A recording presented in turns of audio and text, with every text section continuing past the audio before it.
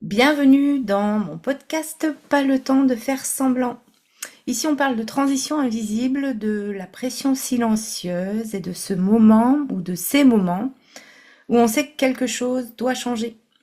Donc on va pas parler performance, on va pas parler de faux semblants, on va pas faire de faux semblants, on va juste dire la vérité. Aujourd'hui j'ai envie de parler de la différence entre être fatigué et être en transition. Parce que souvent on confond les deux.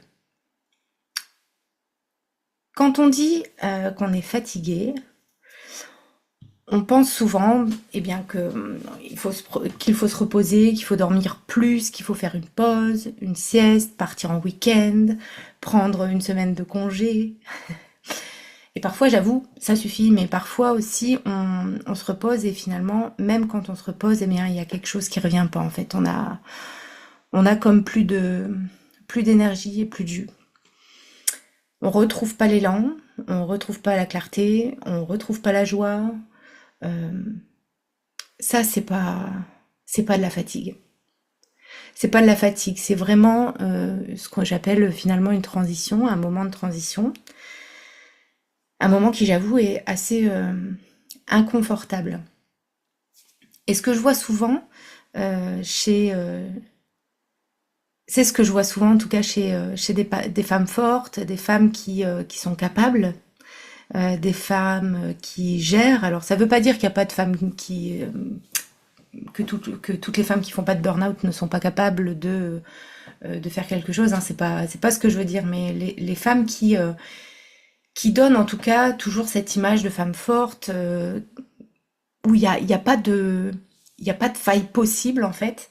Ce sont des femmes, oui, qui paraissent capables de tout affronter, capables de tout gérer, etc. Et pourtant, en fait, quand elles sentent qu'il y a quelque chose qui s'aligne plus, en fait.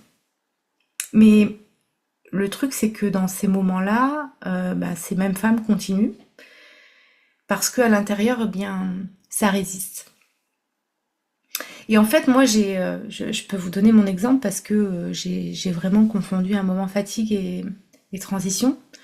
Ça, je reviendrai dans un autre podcast dans lequel je parlerai de plus du burn-out que j'ai vécu et du bore-out qui a suivi.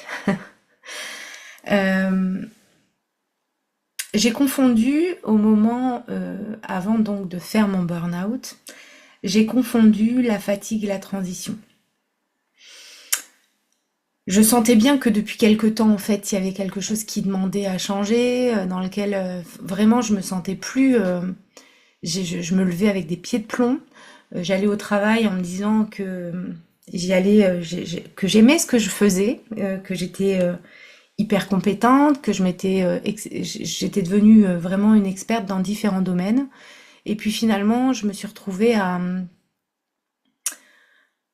y aller un petit peu comme un zombie, comme une routine qui de toute façon à laquelle on peut pas échapper parce qu'il faut bien se lever, il faut bien aller gagner de l'argent, il faut bien rembourser les prêts qu'on a sur le dos, enfin il faut.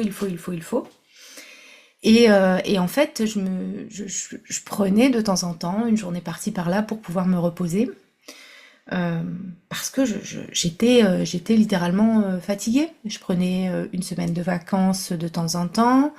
En fait, très clairement, dans une année, tout le temps où j'ai été en libéral, je prenais maximum 4 semaines de vacances dans l'année, ou parfois moins.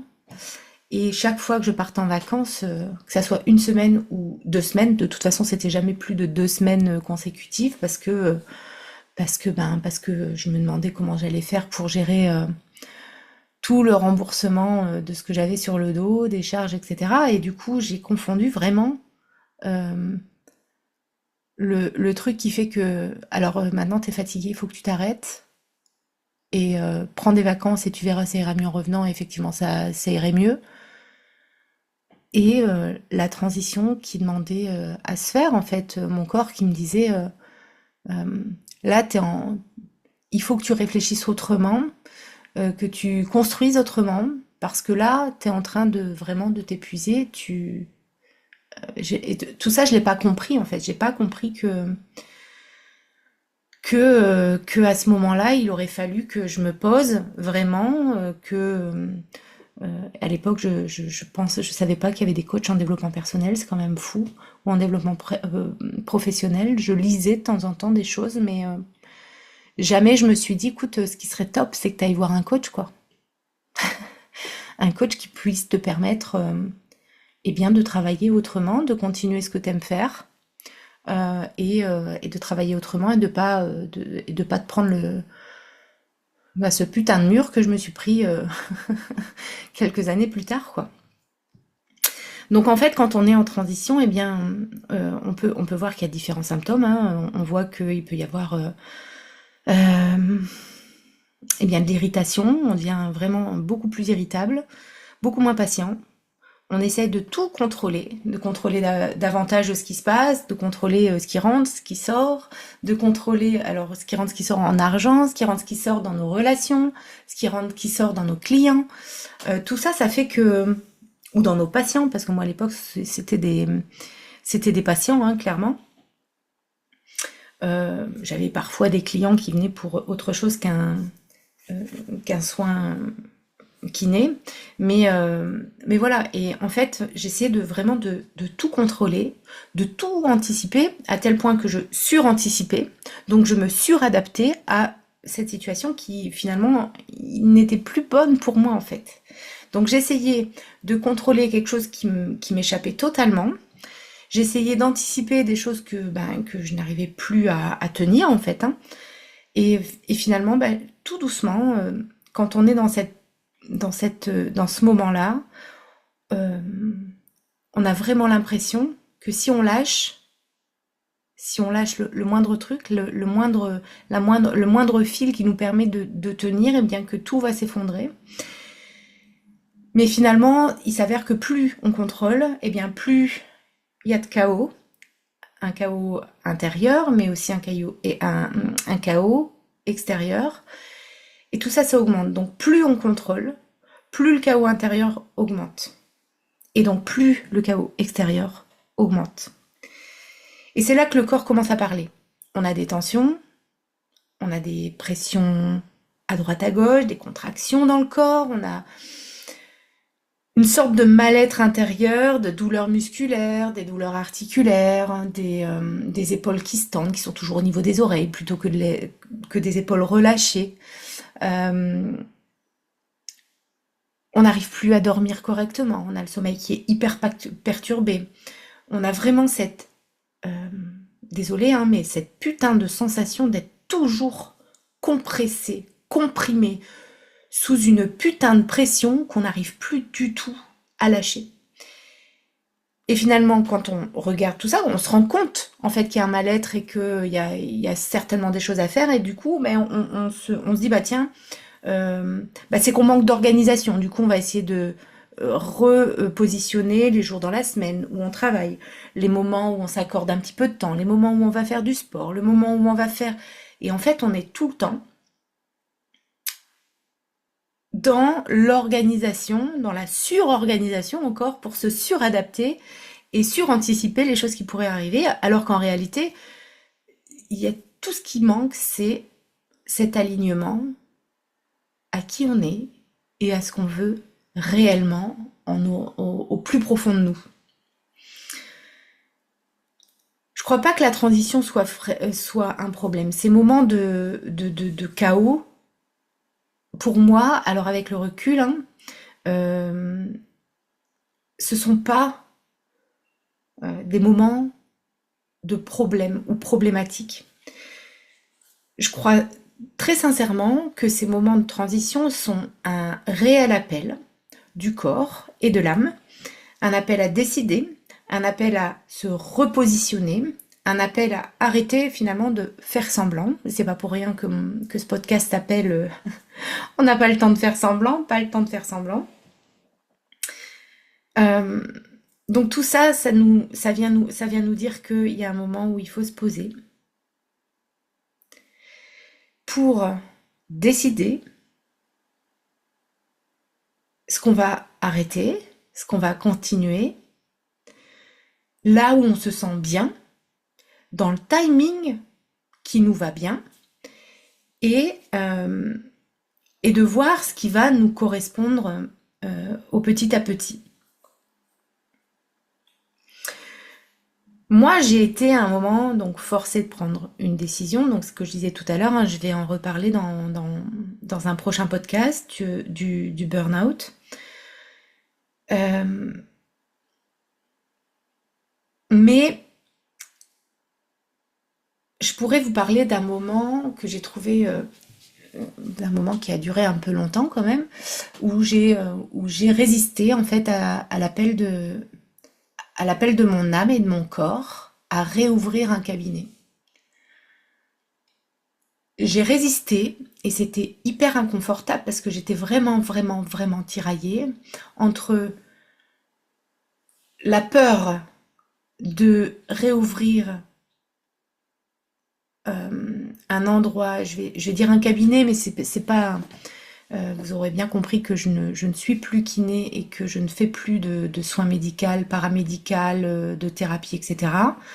Ce que je fais maintenant, ça n'a plus rien à voir. Et en tout cas, ce que je vais faire au cabinet et au cabinet à Arras 2 jours par semaine, ça n'aura rien à voir avec la kinésithérapie. Je veux vraiment être claire avec ça parce que je ne veux pas qu'on confonde tout. Je ne suis plus kiné. Voilà, tout simplement. Euh, donc, je disais que j'étais vraiment tiraillée au moment où j'ai eu cet appel, j'ai eu plusieurs opportunités d'être de nouveau je vais le dire en présentiel, comme ça, dans un lieu, dans un local, en présentiel, au contact avec des gens. Et je me disais que c'était pas pour moi, que j'avais déjà essayé, que ça n'avait pas fonctionné. Et en fait, quand on va comme ça en profondeur, quand je suis allée en profondeur, en tout cas, moi, je me suis rendu compte que ce qui était caché derrière, c'était juste la peur de retomber dans quelque chose euh, qui m'épuise et moi, j'ai cru que j'allais mourir, hein, donc euh, je crois que il y a encore beaucoup d'émotions par rapport à ce moment que j'ai vécu. Encore une fois, je reviendrai plus tard dessus. Je vais pas m'étaler, sinon je pourrais en parler. Là, je pourrais parler des heures et des heures avec vous sur le sujet, mais voilà, j'avais cette peur de retomber dans un engrenage, dans un schéma où je saurais pas m'arrêter, euh, et que j'avais peur de me suradapter de nouveau. Et puis plusieurs fois, il y a des opportunités qui se sont présentées. Et dernièrement, donc une décision qui finalement a été sur le coup hyper inconfortable parce que j'ai eu très peur. Mais peur que ça fonctionne, mais que ça surfonctionne, et peur que ça fonctionne pas du tout. Et en fait, c'est comme si j'étais en on-off en fait, hein. Le système nerveux qui voit juste les extrêmes et qui se dit où ça va t'épuiser, où ça va pas fonctionner. Entre les deux, c'est pas possible. C'est comme s'il y avait pas que mon système nerveux n'avait pas conscience qu'il existe différentes possibilités. Pourtant, c'est quelque chose dont je suis persuadée, c'est que il y a une multitude de possibilités, il y a une multitude d'opportunités, mais il y a un moment où il faut revenir dans le corps et puis se dire, ok, qu'est-ce qui te fait peur là en fait? Qu'est-ce qui te fait peur? Est-ce que tu as conscience qu'il y a des choses qui sont tout à fait possibles entre l'un et l'autre? Oui, ok, alors on y va. Oui, c'est inconfortable. Oui, on ne sait pas où on va. Oui, il y a l'inconnu. Oui, tu peux te planter. Oui, tu peux réussir. Oui, tu peux super bien réussir. Euh, et voilà, donc retourne sur le terrain et on verra. Et donc le timing s'est fait, l'opportunité s'est présentée et j'y suis allée. Et finalement, il y a eu il y a eu un mélange de surexcitation, de purée j'ai hâte, mais il faut que je fasse des choses, etc., etc., etc. Ouh. Et en fait, euh, c'est dans ces moments-là où maintenant, je sais me dire attention.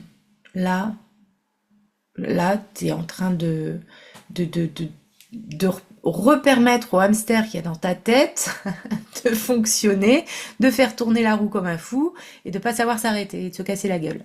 Donc, ok, on se repositionne et on se réaligne à ce qu'on a choisi de faire.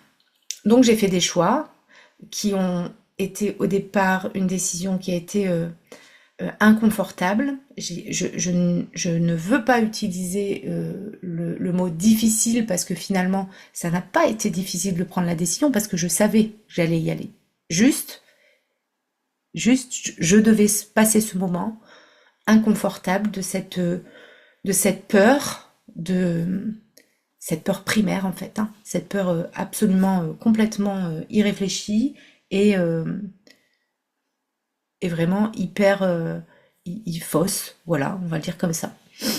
Les peurs sont vraiment des implants qui, ce qu'on appelle avec Access, des implants distracteurs, qui nous empêchent finalement d'avancer et donc d'apprendre à identifier ces peurs-là. Ça nous permet de voir toutes les croyances qu'il y a autour et rien que de prendre conscience qu'il y a peur, croyance, ça permet déjà de dégager, mais je vais dire 80% du truc.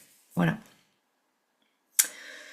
Et donc voilà, j'ai pris cette décision qui m'a permis finalement eh bien de me repositionner et de me réaligner. Ce qui ne veut pas dire que je n'ai pas fait des choix en lien avec mon type en human design. Donc ça c'est pareil, peut-être j'en reparlerai. Je vais pas vous faire de podcast sur le human design parce qu'il y a une multitude d'informations, de ressources gratuites sur YouTube, sur le web, etc. Donc ça, vous pourrez aller voir. Je m'en sers dans mes accompagnements du design humain, mais voilà. Donc j'ai choisi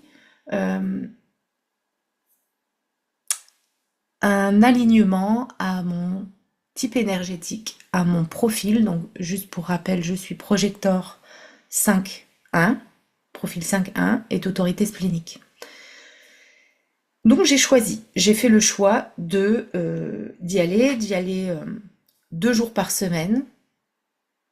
Mais dans ces 2 jours-là, il y aura différentes choses qui vont être faites, qui sont prévues, juste parce que le reste du temps, je vais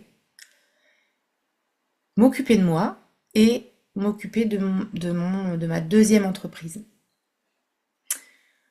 Donc j'ai fait le choix et on y va. Là, le passage est fait en fait, hein, le passage de déconditionnement, de libération des peurs, de libération des émotions.